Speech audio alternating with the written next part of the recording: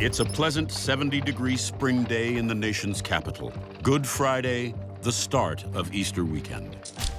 Good Friday, Washington, D.C. is a jubilant place.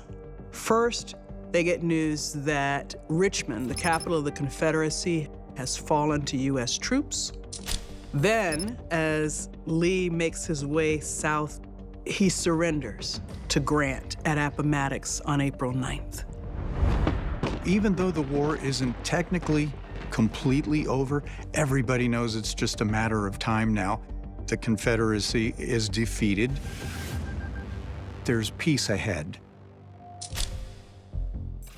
On April 14, 1865, it's said that Lincoln awakens in probably one of the best moods he's ever been in.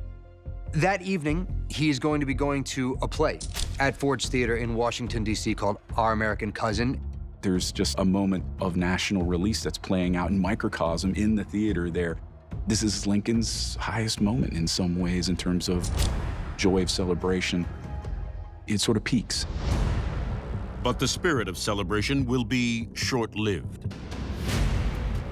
Around 10 p.m., an audience member looks up at the president's box and notices a man with dark hair and a nicely groomed mustache making his way towards the president's box.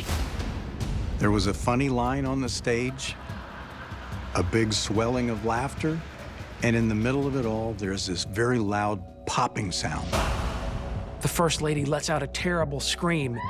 Something bad has happened to the president. He's clearly unconscious, but nobody at first can tell how he has been injured.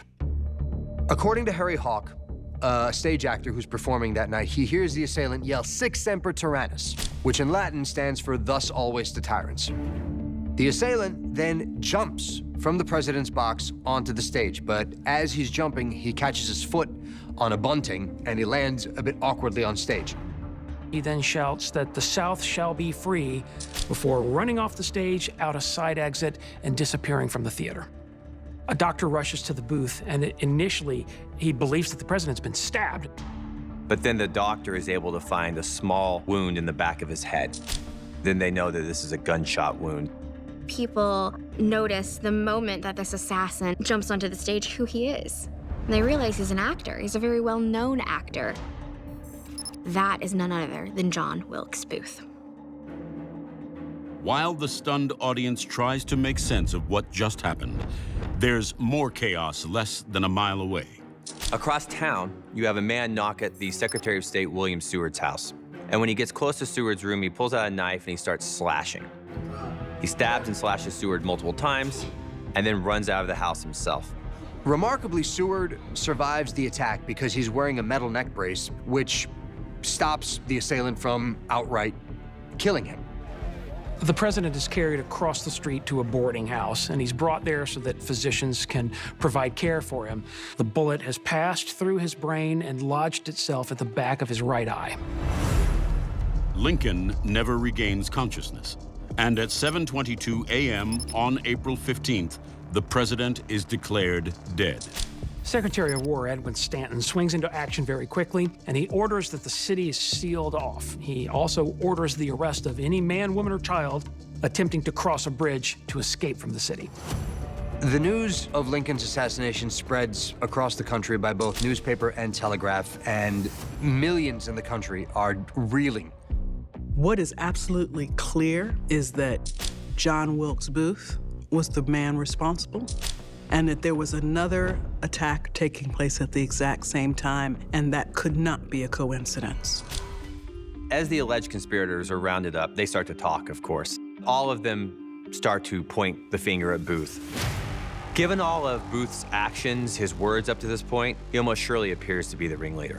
John Wilkes Booth told people when he was trying to enlist their help in this plot, he said, "We're just going to capture the president."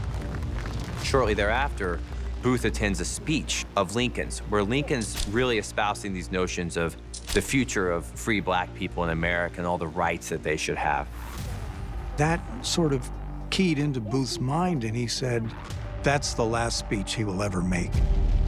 It is often said that that's the turning point. From that moment on, There is no doubt in Booth's mind that he's not going to capture the president. He's going to kill him. So as Booth decides he needs to kill Lincoln, the plot turns to not just killing Lincoln, but also to killing Lincoln's main cabinet.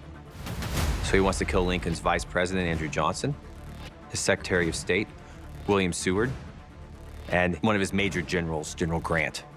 Vice President Johnson is spared that night, and that's simply because the man who was assigned to carry out his assassination gets cold feet at the last minute and abandons the plot. After Booth jumps from the president's box, he's still able to escape the theater and then ride out of D.C. on horseback that night. Shortly thereafter, he rendezvous with another co-conspirator named David Harold. They'd met a few years earlier after his show. He's swept into the web of Booth. 12 days after the assassination, a detachment from the 16th New York Cavalry finally caught up with Booth and Harold at a farm just outside of Port Royal, Virginia. When the soldiers and detectives arrive at the barn and tell the men that they've got them surrounded, Harold gives up and walks right out of the barn, but Booth refuses and stays in the barn. The barn is then lit on fire, but within all of the commotion, a soldier fires his weapon and shoots Booth in the neck. He died about the same time of day that Lincoln had died, 12 days earlier. And that was the end of John Wilkes Booth. Investigators must now piece together the conspiracy puzzle without the most prominent suspect. By the end of April 1865, 8 people had been publicly identified and were preparing to stand trial as co-conspirators to the Lincoln assassination. David Harold, Lewis Powell, George Atzerodt, and Mary Surratt are all found guilty and hanged. 3 other conspirators are sentenced to life in prison, including Dr. Samuel Mudd and Sam Arnold. But Arnold is pardoned in 1869. All told, we have 10 total conspirators who are civilians. You have the 8 who've been tried. You have John Wilkes Booth, who of course is dead. And then you have John Surratt, who at this point is on the lam in Canada, soon to make his way to Europe. But federal authorities and northern newspapers have their eye on a bigger target. Approximately 7 hours before the assassination of Abraham Lincoln, John Wilkes Booth pays a visit to the Kirkwood House Hotel. It's not just any Washington Inn. It happens to be the residence of Vice President Andrew Johnson. John Wilkes Booth asks whether or not the vice president is there. The clerk at the desk says, "I'll check." And he says, "Oh, wait a minute, don't bother." And he takes out a piece of paper and he writes, "Don't wish to disturb you. Are you at home? J. Wilkes Booth."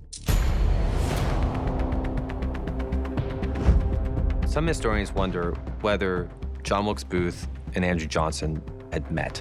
Well, there's some circumstantial evidence there that suggests that maybe they had, because Johnson is from Tennessee, and we know that John Wilkes Booth performed at the newly opened Woods Theater in 1864 there.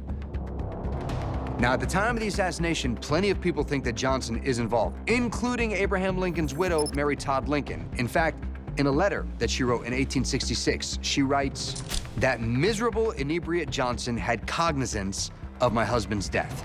She goes on to say, "As sure as you and I live, Johnson had some hand in all of this." Johnson's one-term presidency is just filled with all these terrible political battles. Case in point, he tried to fire a member of his cabinet, and because of that, he was brought up on impeachment charges, and he was saved from being convicted of impeachment by 1 vote. Many historians today regard President Andrew Johnson as one of the worst presidents in U.S. history. The president who started off Reconstruction and tried to veto any kind of Reconstruction legislation that would have had a positive effect on Black Americans. The congressional committee designed to investigate Johnson as to whether he had a hand in the assassination doesn't come up with any real hard evidence to prove that he had a part of it outside of the note that Booth left in the mailbox. But even after that, many Americans, including Mary Todd Lincoln, still firmly believe that Johnson was a part of the plan.